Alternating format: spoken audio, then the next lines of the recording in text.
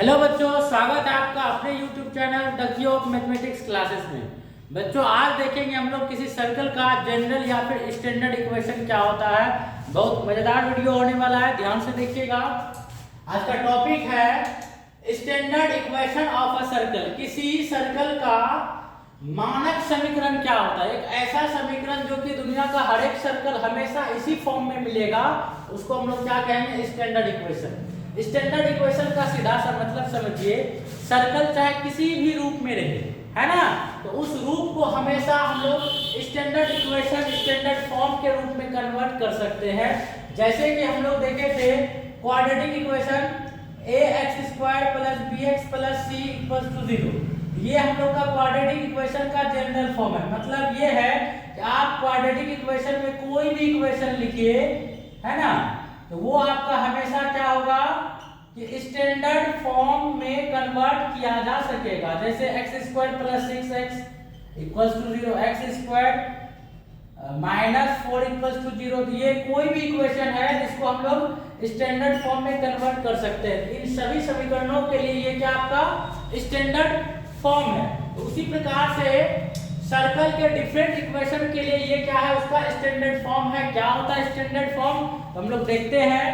और इस standard form के लिए जो है सर्कल का सेंटर क्या होगा, रेडियस क्या होगा, उसको भी देखेंगे। तो ध्यान दीजिएगा थोड़ा सा।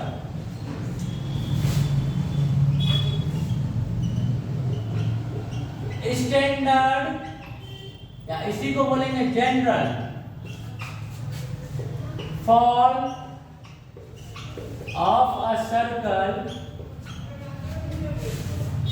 is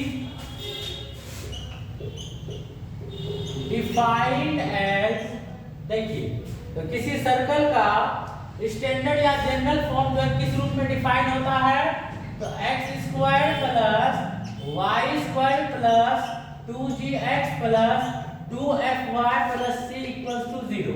तो ये है आपका किसी सर्कल का स्टैंडर्ड इक्वेशन या इक्वेशन का स्टैंडर्ड फॉर्म। ठीक है। अब यदि ये सर्कल का इक्वेशन है अर्थात सर्कल है, तो जाहिर सी बात है इसका सेंटर और रेडियस होगा।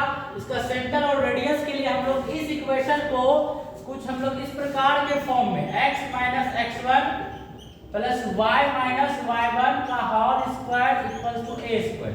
तो ये जो आपका सर्कल का इक्वेशन था कब, जब सर्कल का सेंटर था x1, y1 और रेडियस था उसका a। तो इस फॉर्म में हम लोग कन्वर्ट करेंगे और इस फॉर्म में कन्वर्ट करने के बाद हम लोगों को x1 y1 के जगह पर जो पॉइंट मिलेगा वही हो जाएगा इसका सेंटर, और a के जगह पर जो मतलब कि हम लोगों को व्यंजक मिलेगा वो हो जाएगा इस सर्कल के लिए रेडियस। तो देखते हैं इस इक्वेशन को इस फॉर्म में कन्वर्ट करके हम लोगों को सेंटर और रेडियस क्या मिलता है।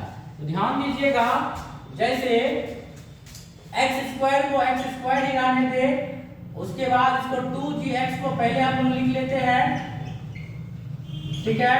उसके बाद y² को लिखेंगे, फिर 2fy को लिखेंगे और c को इस साइड यानी कि राइट साइड लेकर के चल जाएंगे। अब गौर से देखिएगा, यहाँ पे x² + 2gx, तो यहाँ पे हम लोग क्या करते हैं, g² को अपने मन से ऐड कर देते हैं, ठीक है। तो ये हो गया आपका यहाँ तक। उसके बाद फिर y² + 2fy, और यहाँ पे क्या करेंगे, f² को अपने मन से ऐड कर देंगे, और बैलेंस करने के लिए राइट साइड में दोनों को क्या करेंगे, हम लोग ऐड कर देंगे। देखिए, तो g² कैंसिल, f² कैंसिल। तो ये जो आपका, तो यही फॉर्म में लिखा हुआ है। जब इसको g² f² को हम लोग कैंसिल कर देंगे तब। चलिए देखिए, ऐसा लिखने से हम लोगों को क्या आगे मिला, x², इस चीज को हम लोग क्या लिख सकते हैं, -2 × -g × x + -g का स्क्वायर, आराम से लिख सकते हैं। देखिए गौर से, इस चीज को हम लोग लिख दिए x² - × -2gx फिर +-g का स्क्वायर +g² होता है। फिर यहाँ देखिए आप ऐसे ही लिखिए y² - 2 × -f × y -f का होल स्क्वायर, ये हो गया। फिर इधर इसको लिखेंगे g² + f² - c, ठीक है। तो गौर से देखिए, इसको हम लोग लिख सकते हैं x माइनस माइनस बी का होल स्क्वायर प्लस इधर लिख सकते हैं y माइनस माइनस एफ का होल स्क्वायर। कैसे लिखे तो गौर से देखिए, a स्क्वायर माइनस, है ना, तो a square minus 2ab plus b square, तो a माइनस b का होल स्क्वायर, तो b का काम माइनस b कर रहा है, ठीक है। इधर भी देखिए a square minus 2ab plus b square, इसको भी लिख दिए a माइनस b का होल स्क्वायर, b का काम माइनस f कर रहा है। और ध्यान दीजिए, इस चीज को क्या लिख सकते हैं, इस चीज को हम लोग लिख सकते हैं root under g square f square minus c का होल स्क्वायर। तो आप इस इक्वेशन को x माइनस x1 का whole square plus y minus y1 का whole square equals to a square से कंपेयर कीजिए। तो कंपेयर करने के बाद दिख रहा है हम लोगों को कि x1 के जगह पर g है और y1 के जगह पर माइनस f है, इसलिए इसका सेंटर क्या हो जाएगा, इसलिए सेंटर क्या हो जाएगा हम लोगों का, देखिए centre stands for minus g comma minus f and radius क्या हो जाएगा इसका, तो रेडियस हो जाएगा आपका, रेडियस हो जाएगा root under g square plus f square minus c। तो ये रहा आपका स्टैंडर्ड फॉर्म में जब सर्कल का इक्वेशन रहेगा उसके लिए सेंटर और रेडियस, ठीक है।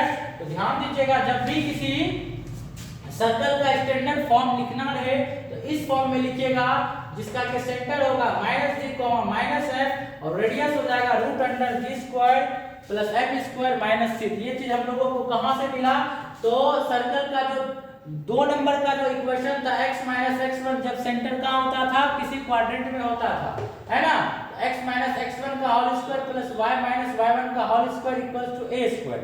तो इससे कंपेयर करने पर पता चला कि इस इक्वेशन का जो है centre minus g comma minus f है और रेडियस क्या root under g square minus c है। इसको डायग्राम के रूप में यदि देखेंगे तो ये हम लोग सर्कल बनाएंगे और इसका सेंटर हो जाएगा minus g comma minus f और इसका रेडियस हो जाएगा root under g square plus f square minus c। तो ये हो जाएगा आपका जनरल इक्वेशन के लिए सर्कल का डायग्राम। अच्छे से नोट कर लीजिए, बहुत इजी है, बहुत इजी कॉन्सेप्ट है।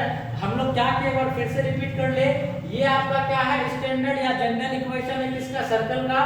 तो इसके सेंटर और रेडियस को ज्ञात करने के लिए हम लोगों ने इस इक्वेशन को हम लोग इस इक्वेशन में कन्वर्ट करने का प्रयास किए। तो कन्वर्ट करने के लिए क्या किए हम लोग, यहाँ पे x स्क्वायर तो वैसे लिखे 2gx लिखे, उसके बाद y स्क्वायर फिर 2fy लिखे, है ना, और c जो कॉन्सेप्ट है उसको राइट साइड लेकर के चलते हैं। अब क्या किया, यहाँ पे g स्क्वायर और f स्क्वायर दो एक्स्ट्रा जो है नंबर को हम लोग क्या किए, ऐड किए हैं। तो बैलेंस करने के लिए राइट साइड में भी उसको ऐड कर दिए ताकि कैंसिल हो जाएगा, तो यही चीज बचेगा।